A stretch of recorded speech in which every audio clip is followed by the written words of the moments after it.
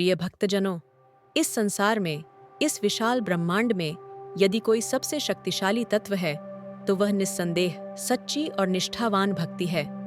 भक्ति वह अमृत है जो जीव को ईश्वर से जोड़ता है और भक्त को ऐसी शक्ति प्रदान करता है जो तीनों लोकों में अलभ्य है। आज हम एक ऐसी ही पावन कथा का श्रवण करेंगे जो हमें भक्ति की असीम शक्ति से परिचित कराती है।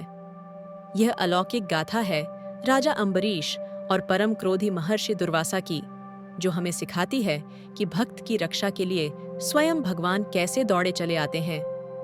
ये कथा केवल एक प्राचीन वृत्तांत नहीं, अपितु हर युग के लिए एक जीवंत प्रेरणा है, भक्ति मार्ग का एक उज्ज्वल प्रकाश है। राजा अम्बरीश अयोध्या के सूर्यवंश के एक अत्यंत पुण्यात्मा और प्रतापी राजा थे। उनके राज्य में कोई दुखी या दीन नहीं था, सब ओर धर्म और न्याय का साम्राज्य था।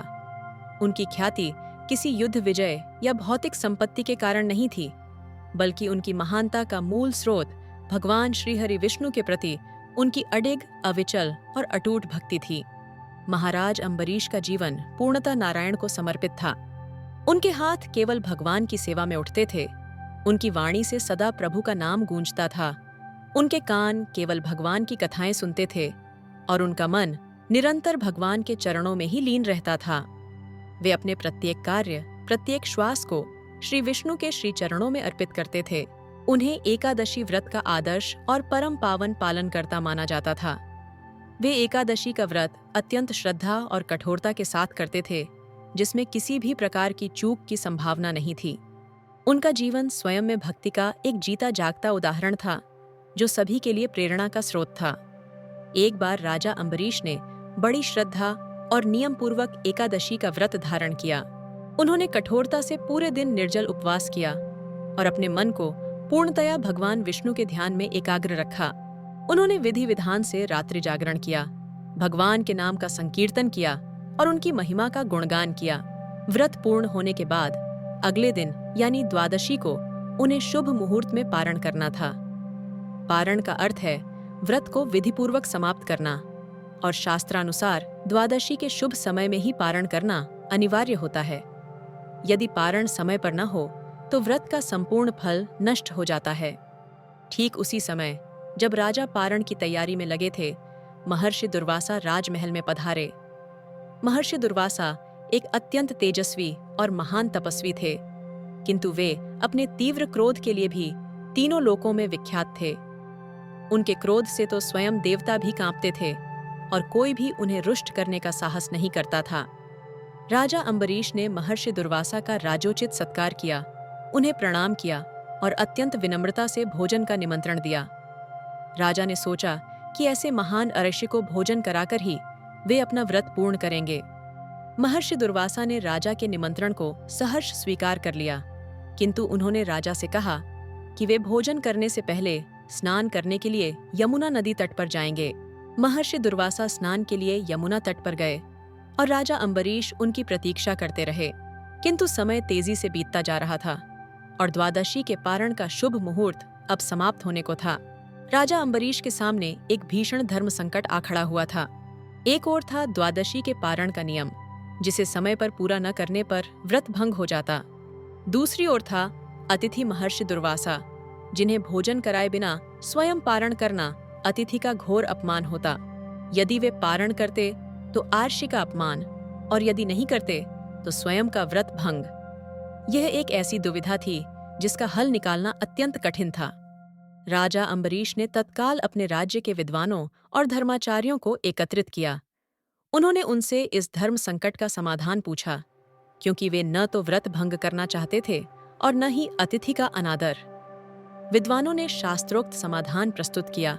उन्होंने बताया कि शास्त्रों के अनुसार केवल जल ग्रहण करना या तुलसी जल का सेवन करना भी पारण माना जाता है। इस प्रकार जल ग्रहण करने से व्रत भंग भी नहीं होगा और महर्षि दुर्वासा के आने से पहले भोजन ग्रहण करके उनका अपमान भी नहीं होगा। राजा अम्बरीश ने विद्वानों के परामर्श को स्वीकार किया। उन्होंने अत्यंत सावधानी और श्रद्धापूर्वक केवल एक बूंद जल का सेवन किया, जिससे उनका पारण भी हो गया और अतिथि के आगमन तक भोजन के लिए प्रतीक्षा भी बनी रही। यमुना नदी में स्नान और ध्यान करने के बाद महर्षि दुर्वासा राजमहल लौटे। उन्होंने देखा कि राजा अम्बरीश पहले ही जल ग्रहण कर चुके थे, जिससे उनका पारण हो चुका था। राजा ने सोचा था कि महर्षि इस कार्य को व्रत का समापन मानेंगे, किंतु दुर्वासा ने इसे अपने अपमान के रूप में लिया। महर्षि दुर्वासा का अहंकार उनके क्रोध में बदल गया। उन्हें लगा कि राजा अम्बरीश ने जानबूझकर उनका अपमान किया है, बिना उन्हें भोजन कराए स्वयं पारण करके। उनका क्रोध इतना तीव्र था कि वे आपा खो बैठे। उन्होंने राजा अम्बरीश पर अपने अपमान का गंभीर आरोप लगाया, जो कि भक्त राजा का उद्देश्य बिल्कुल नहीं था। क्रोध में उन्होंने अपनी एक जटा उखाड़ी और धरती पर पटकी। उस जटा से तुरंत ही एक भयंकर राक्षस उत्पन्न हुआ, जिसे कृत्या कहा जाता था। वह राक्षस अत्यंत भयानक और डरावना था, जिसकी आंखें आग उगल रही थीं और जिसका उद्देश्य केवल और केवल राजा अम्बरीश का वध करना था।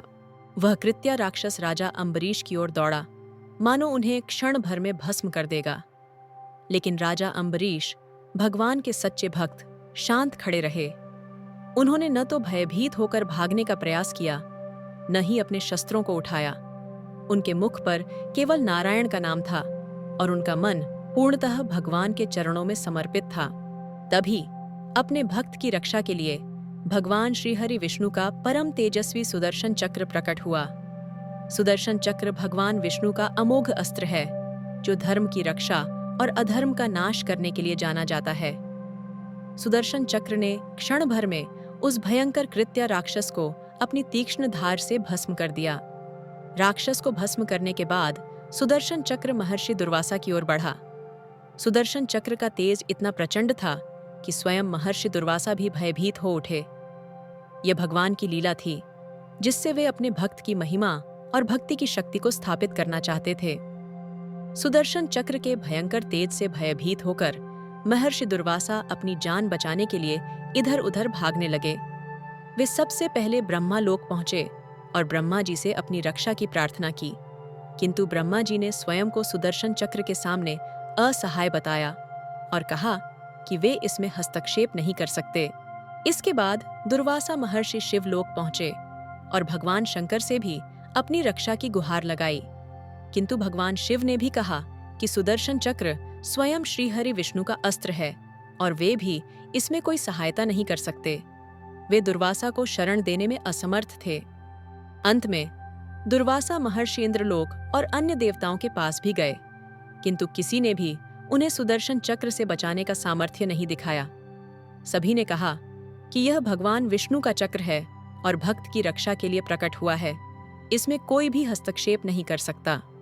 जब सभी जगह से निराश होकर महर्षि दुर्वासा के पास कोई और मार्ग नहीं बचा, तब वे अंततः राजा अम्बरीश के चरणों में आ गिरे। उन्होंने अपने अहंकार और क्रोध के लिए क्षमा मांगी और राजा से अपनी रक्षा की प्रार्थना की। यह अत्यंत विचित्र दृश्य था कि एक महान तपस्वी एक राजा के चरणों में था। राजा अम्बरीश ने तुरंत भगवान से प्रार्थना की। उन्होंने कहा, हे प्रभु, यदि मेरी भक्ति में जरा भी शक्ति है, यदि मैंने निष्ठापूर्वक आपकी सेवा की है, तो कृपा करके महर्षि दुर्वासा के प्राणों की रक्षा कीजिए। राजा की प्रार्थना इतनी शुद्ध और निस्वार्थ थी कि स्वयं सुदर्शन चक्र भी शांत हो गया। राजा अम्बरीश ने महर्षि दुर्वासा को समझाया कि भक्त का अपराध क्षमा करना ही भगवान को प्रसन्न करता है।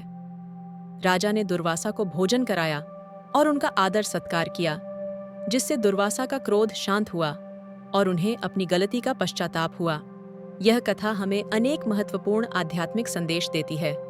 सबसे पहला यह कि तपस्या बिना विनय और नम्रता के अहंकार में बदल जाती है, जैसा कि महर्षि दुर्वासा के साथ हुआ।